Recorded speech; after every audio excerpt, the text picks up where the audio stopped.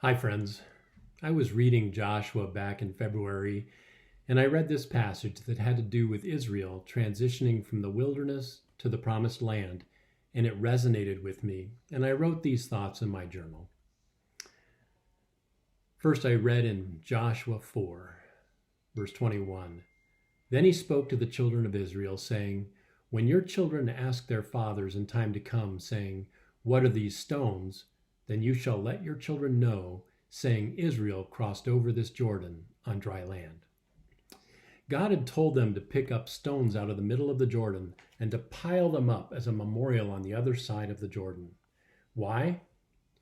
His answer, when your children ask their fathers, What are these stones? Then you shall tell them your story of relationship with me. And our children do have questions, don't they? What is this tradition that we follow? What is this habit that we practice? Why do we do this and not that? Why do I have to live this way and not that?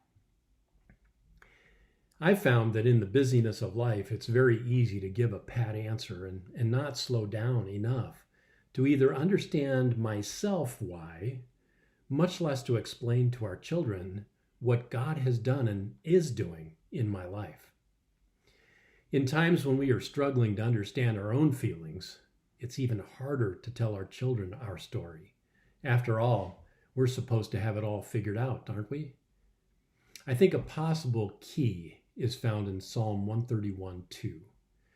Surely I have calmed and quieted my soul, like a weaned child with his mother. Like a weaned child is my soul within me. 1 Thessalonians 4:11 says in the King James this way, it says, study to be quiet. I think a key is to slow down, work at being quiet, allow the Holy Spirit room to hold you and guide you, work at being open with your God, yourself, and your family. I wrote this prayer to the Lord. Lord, I can say that we've not done a very good job of telling stories, intentionally explaining our experiences and our thinking, reasoning, emotional and relational development with you to our children.